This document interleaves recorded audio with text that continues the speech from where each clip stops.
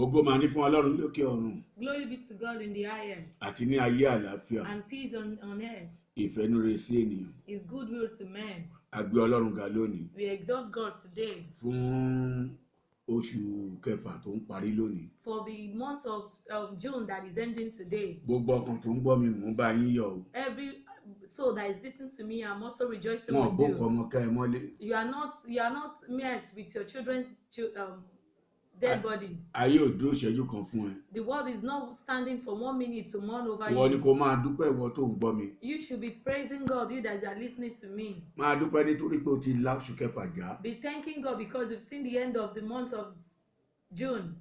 Nítorí pé ọ̀pọ̀lọpọ̀ bẹ̀rẹ̀ on the first oṣù kẹfà. Because you started with a lot of people on the first of this Ṣùgbọ́n kò month. sí láyé mọ́. But there are no more. Ọ̀pọ̀lọpọ̀ bẹ̀rẹ̀ ní January. You started January with a lot of people. Tó olóṣù kẹfà. But they are not seeing the 6th Oyin month. pé bóyá fi ń yọ̀ wọ́n. It's not because we are rejoicing over them. A fi ń gbé Ọlọ́run ga We ni. are using it to exalt the name of God. Nítorí pé ní ọjọ́ ọ̀la. Because by tomorrow, A wọ oṣù keje. we'll be entering the 7th month. A wọ oṣù keje. We'll be entering the 7th month. Oṣù keje yìí. This 7th month, Òun là ń pè ní oṣù àṣepé. it is called the month of perfection. Méje dúró fún àṣepé. 7 stand for perfection. Èyí ni pé gbogbo tí Ọlọ́run dá dáradára This ni. means everything that God has created is good. Dáradára ló pè é. He called them good. Níbo ni àìdá ti wọnú ayé So rẹ̀? how come bad is in your life? Níbo ni wàhálà gbà wọnú ayé rẹ̀? How come troubles enter into your life? Níbo ni ogun gbà wọnú ayé rẹ̀? How come war is in your life? Níbo ni àìsàn gbà wọnú ayé rẹ̀? How come sickness is in your life? Níbo ni àìríjẹ gbà wọnú ayé rẹ̀? How come lack is in your life?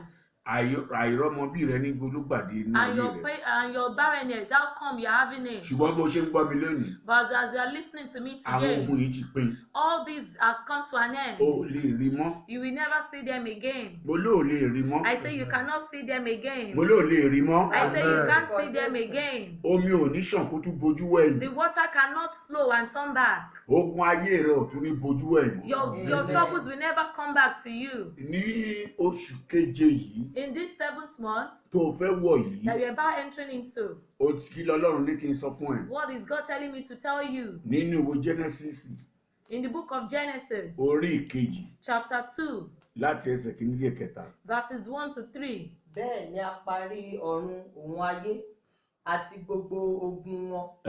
Ní ìjọ́ keje, Ọlọ́run sì parí iṣẹ́ rẹ̀ tí ó ti ń ṣe.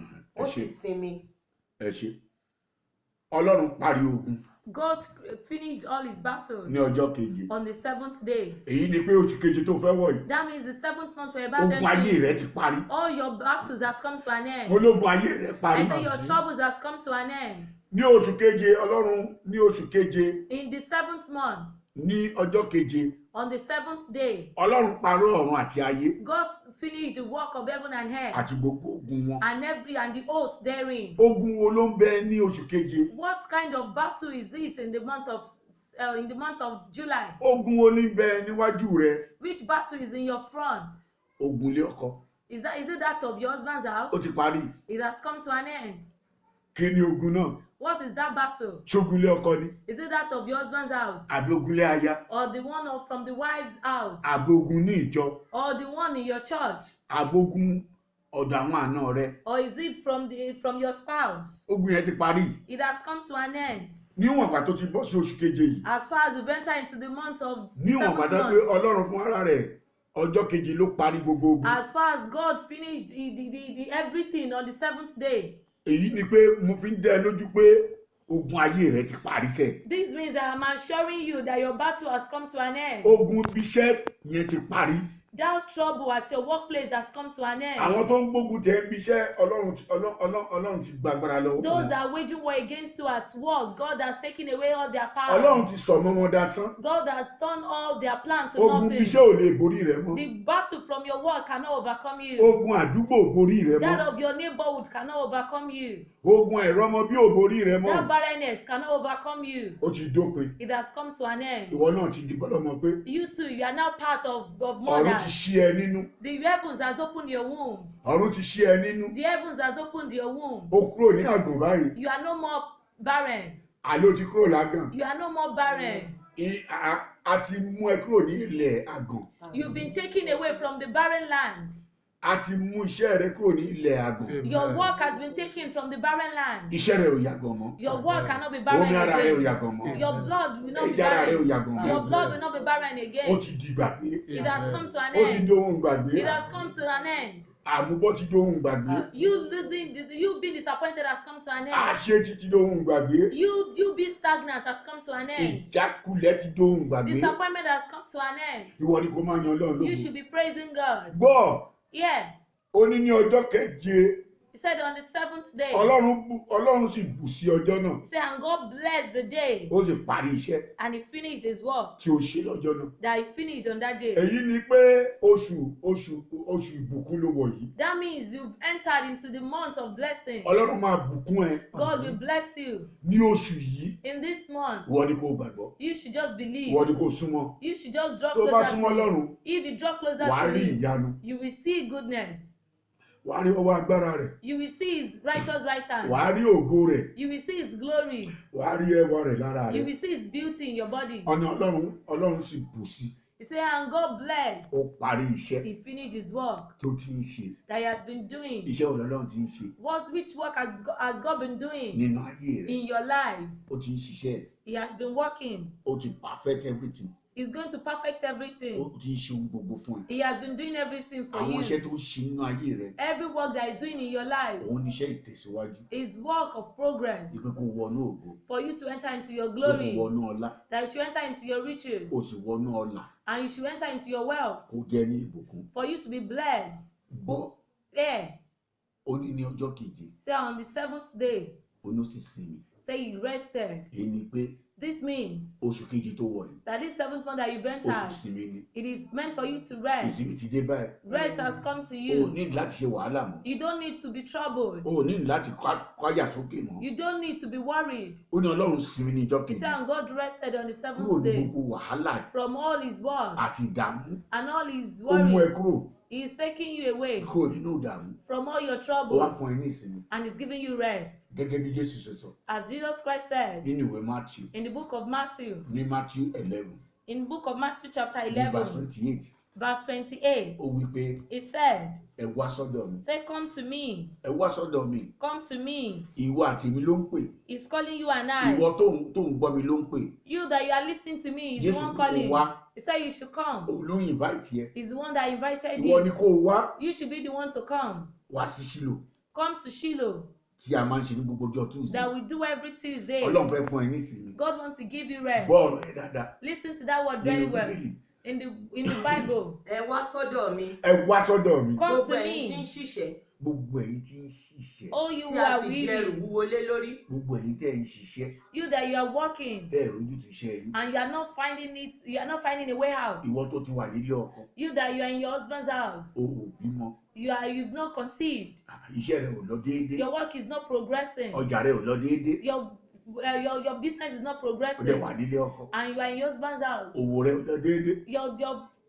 Your business is not moving Ojoojúmọ́ on. ni wọ́n ń bínú rẹ. Every day people are waging war against Ojoojúmọ́ you. ni wọ́n ń ṣọ̀tẹ̀ rẹ. Every day people are Jésù ganging up olùgbàlà against wípé you. Jesus the Savior máa said, bọ̀ say come. padà sọ́dọ̀ ẹ̀.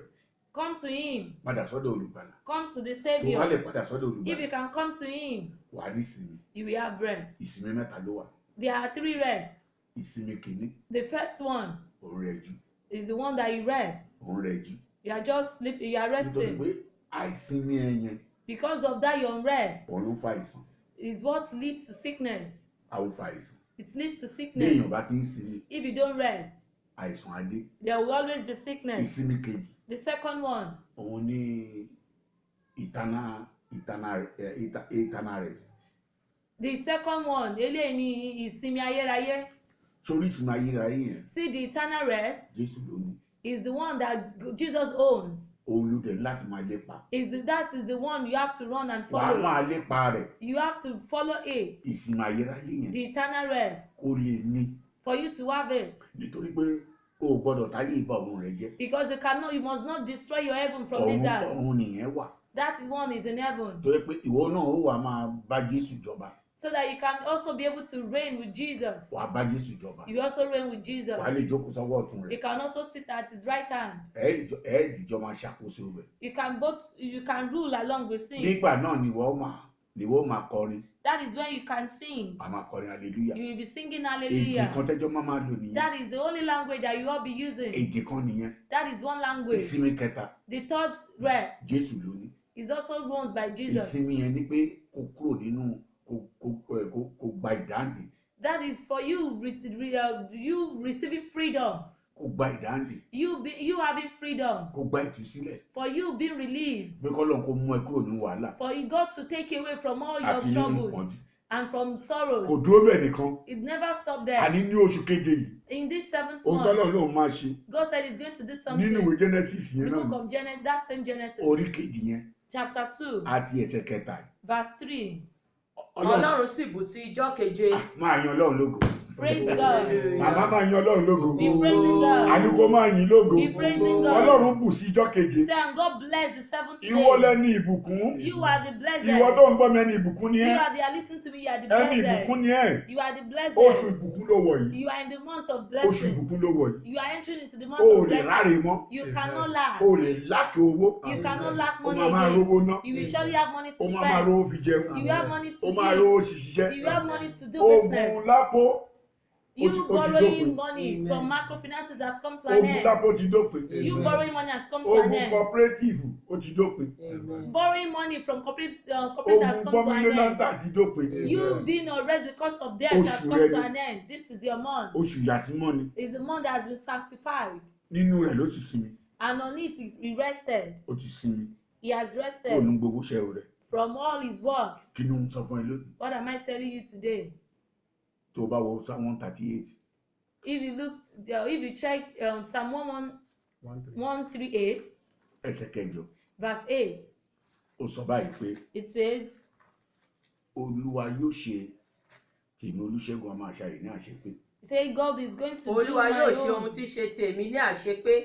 àdúrà tí mo fẹ́ kó má gbà nìyẹn o That's the prayer I want you to be praying. mo dẹ̀ fẹ́ kó pé tẹ̀lé mi And I want you to say it after me. Olúwa Lord, yóò ṣe tèmi Olúṣẹ́gun ní He àṣepé will do Yóò my ṣe own. tèmi He will ní do prayer. àṣepé. yóò ṣe tọmọ mi ní àṣepé He will do that of my children yóò ṣe perfectly. ìtakọ̀ mi ní àṣepé He will do that of my husband yóò ṣe gbogbo perfectly. ìdáwọ́lé mi ní Yóò He àṣepé will do gbogbo everything that ìdáwọ́lé mi ní concerns àṣepé. me èmi kì yóò perfectly. bá ìjákulẹ̀ pàdé Èmi mọ́ I kì will yóò bá never ìjákulẹ̀ pàdé mọ́. fail. èmi kì yóò bá fẹ́lẹ́ ọ̀pàdé mọ́ I will never encounter failure mo gba again. ìtúsílẹ̀ lónìí Mo Today I'm ìtúsílẹ̀ released. lónìí. mo gba òmìnira lónìí I receive mo freedom gba today. òmìnira lónìí I receive freedom iná yí today. mi ká Iná The fire iná surrounds yí me. mi ká The fire iná surrounds yí me. ọmọ mi ká The fire iná surrounds my yí ọmọ children. mi ká The fire iná surrounds my yí ọmọ mi children. ká The fire ó dà surrounds fi my mú ṣáájú mi children. Father, láti let òní fire lọ for before finá me. ṣáájú mi Today, let fire go nínú before oṣù me. yìí In this finá month, ṣáájú mi let the fire go finá before ṣáájú mi me. Let the fire finá go ṣáájú before ọmọ mi me. Let the fire finá go ṣáájú before my iṣẹ́ mi children. Let the fire go ọlọ́run before o my Lord. finá ṣáájú mi finá ṣáájú mi ó dà finá yí mi ká jẹjẹrẹ yí mi ká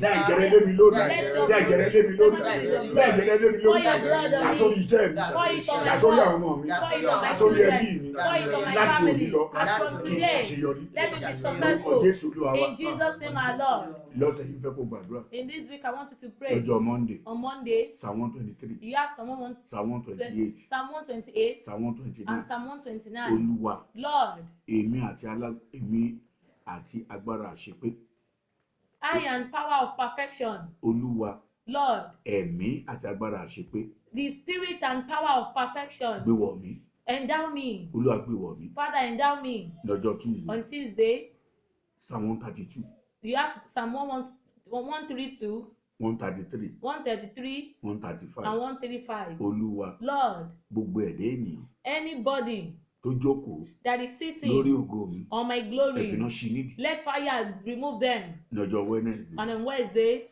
Psalm 115 you have Psalm 115, Psalm 115 Psalm 115, 119 Psalm 119, verse 3 to 10 verses 3 to 10, àti Psalm and 136 Psalm 136. Olúwa Lord, gbogbo ẹni tó sọ ara rẹ̀ di ogun ayé mi anybody that has turned himself to battle of my ẹ fi life, ẹlẹ́yà let them be put to shame. lọ́jọ́ Thursday And on Thursday, tí Psalm 143 you have Psalm 143, 138 Psalm 138, 141 and Psalm 141. Olúwa Lord, níbi tí ayé dè mí mọ́ Wherever the evil ones have tied me down tògótògó with my glory, ẹ fi iná tú mi sílẹ̀ let your fire release me. Olúwa Lord, níbi tí ayé dè mí mọ́ wherever tògótògó the wicked ones have tied me down with my glory, ẹ fi iná tú mi sílẹ̀ let your fire release me. lọ́jọ́ Friday And on Friday, Psalm 147 Psalm 147, Psalm 148 Psalm 148, Psalm 140 and Psalm 140. Olúwa Lord, gbà mí lọ́wọ́ ogun alẹ́ ni má padà release me, save me from every stubborn pursuer. ní ọjọ́ Sátidé And on Saturday, Psalm 147 Psalm 147, Psalm 148 Psalm 148, Psalm 149 and Psalm 149. Olúwa Oh Lord, fi agbára rẹ hàn show forth your power nínú ayé mi in my life kí aráyé lè mọ̀ pé for the world to know ìwọ ni mò ń sìn that I'm serving you. ní ọjọ́ Sunday And on Sunday, tí Psalm 63 Psalm 63, Psalm 42 Psalm 42, Psalm 77 and Psalm 77. gbogbo òkúta Every stone tí ayé gbé that the evil ones, tí ayé fi agbára òkùnkùn gbé wọ̀ mí that the evil ones have used the wicked power to fi put májẹ̀mú inside àánú me, rẹ gbé kúrò let your covenant of mercy take them gbogbo away. òkúta Every stone tí ayé fi agbára òkùnkùn gbé wọ̀ mí that the wicked ones has used the fi power of májẹ̀mú àánú rẹ wickedness gbé to put into kúrò my body, let your covenant of mercy take them away from my life. bóyá ọkàn rẹ pòrúurú Maybe you are in distress o ní ìdìrànlọ́wọ́ àdúrà and you need prayer, you have O a lè prayer pè mí lórí request. aago. You can call me on this line 080 080 33 33 31 31 1584 1584. gbọ́ dáadáa Listen very well. 080 080 33 33 31 31 1584 1584. o lè pè mí lórí WhatsApp number You can also WhatsApp me 080 080 55 55 79 79 63 63 09 09. ní ọjọ́ Tuesday On Tuesdays, on the 2nd on second of the coming month, which is in July, ìṣọ́ òru pàtàkì máa wà there is a very important vigil. Shiloh night ni It is called Shiloh Night. gbogbo ogun tó bá gbòòrò wọlé Every war, every battle that has entered into your life á dẹ̀ through the gbòòrò night, jáde kúrò if you láyé also live your life through the night, mo fẹ́ kó o wá ní o I want you to come. ó ṣe pàtàkì It is very important. ìwọ àtẹ̀bí rẹ You and your ẹ family, máa bọ̀ come.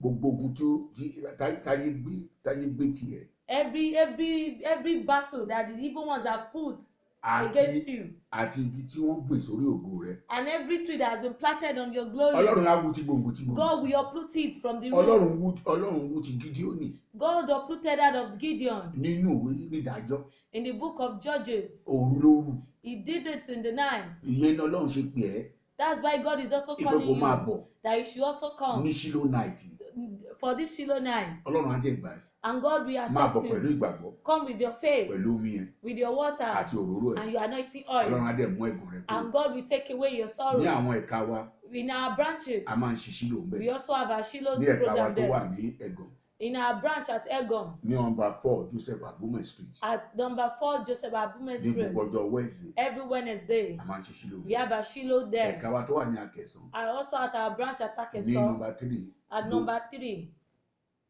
ní nọ́mbà 3 Abogun at number 3 Abogun Street, ní beside Anglican Church beside Anglican Church. a máa ń ṣe Shiloh ń bẹ̀ We also have a Shiloh gbogbo service ọjọ́ there Thursday every Thursday. ní ẹ̀ka wa tó wà ní Ìbà Housing Estate At our Iba Housing Estate branch, a máa ń ṣe Shiloh ń bẹ̀ we also have a Shiloh ní service ọjọ́ there Tuesday on Tuesdays àtọjọ́ Thursday and Thursdays. àti ní ẹ̀ka tó wà ní Patira And also at our branch at a Ipatira, máa ń ṣe Shiloh ń bẹ̀ we also have a ní Shiloh gbogbo there ọjọ́ Thursday on every Thursday.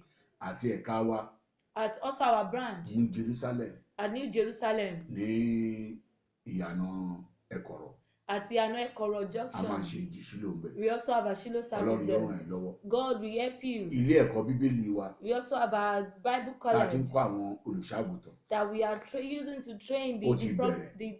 pastors. It has started látago 8 starting from 8 sí aago a.m. 4 till 4 p.m. ìwọ ni kó o wá You should come Ọlọ́run yóò sì ràn ẹ́ lọ́wọ́ and God will help you. ilé ẹ̀kọ́ wa ní Lamplight The Lamplight Bible College the college is called Lamplight Bible College ní nọ́mbà 19 at number 19 Ayéjẹmí Street Ayejemi Street, Òkè Rúbè Okerube. bóyá o fẹ́ rí mi If you want to see our o father, lè rí mi ní ẹ̀kọ́ta wa you can see him at our ní gbogbo ọjọ́ headquarters Tuesday on every ní Tuesday nọ́mbà 18/20 at 18/20 Ayéjẹmí street. Ayéjẹmí Ṣí omi Street. àtòrò rẹ̀ Open your water jẹ́ and ká oil. gbàdúrà. Let us pray. Ọlọ́run alágbára ńlá bá mi yọ omi wọn sínú Àmín. bá mi yọ òru wọn sínú Àmín. gbogbo omi tó wà nínú ilé wọn bá mi yà sínú Àmín. òru wọn bá mi yà sínú Àmín. gbogbo ọkọ̀ tó ń gbọ́ mi báyìí Olúwa yà wọ́n sí mímọ́ Àmín. omi ara wọn bá mi yà sí mímọ́ Àmín. omi ara wọn bá mi yà sí mímọ́ Àmín. fún wọn ní ìṣẹ́gun Àmín. fún wọn ní ìṣẹ́gun Àmín. gbogbo ọkàn tó wà nípò àìsàn ó yá ẹ kúrò nínú àìsàn Àmín. àìsàn kó jáde lára rẹ Àmín. ọfà àìsàn kó jáde Àmín. irúgbìn àìsàn kó jáde Àmín. gbogbo ẹni tó ní sòkò yá ẹ dìde Àmín. mo ní kó dìde Àmín. mo ní kó dìde Àmín. mo ní kó dìde Àmín. gbogbo ọfà stroke kó kúrò lára rẹ Àmín. ọfà stroke kó kúrò lára rẹ Àmín. ìwọ tó ní kánsà yẹn lọ́wọ́lọ́wọ́ báyìí bó ṣe gbómi yẹn bó ṣe mú mi yẹn kánsà kò lọ Àmín. kánsà rẹ kó máa lọ Àmín. kánsà rẹ kó máa lọ Àmín. ò ní gbúrò ẹ̀ mọ́ Àmín. ó yá negative ló máa jẹ́ kánsà yẹn negative ló máa jẹ́ Àmín. Àmín Jésù. Jésù.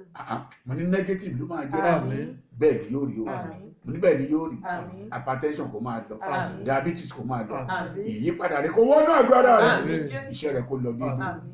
oníṣẹ́ rẹ kó lọ déédéé Àmín. ọjà rẹ kó tà Àmín. àánú kó wá ẹ rí Àmín. àánú kó wá ẹ rí Àmín. ó ti rí bẹ́ẹ̀ Àmín. mo ló ti rí bẹ́ẹ̀ Àmín. orí ọ̀fẹ́ bàbá Àmín. tí ọmọ tí ẹ̀mí mọ́ wọn bá yín gbé láì àti láíláí Àmín.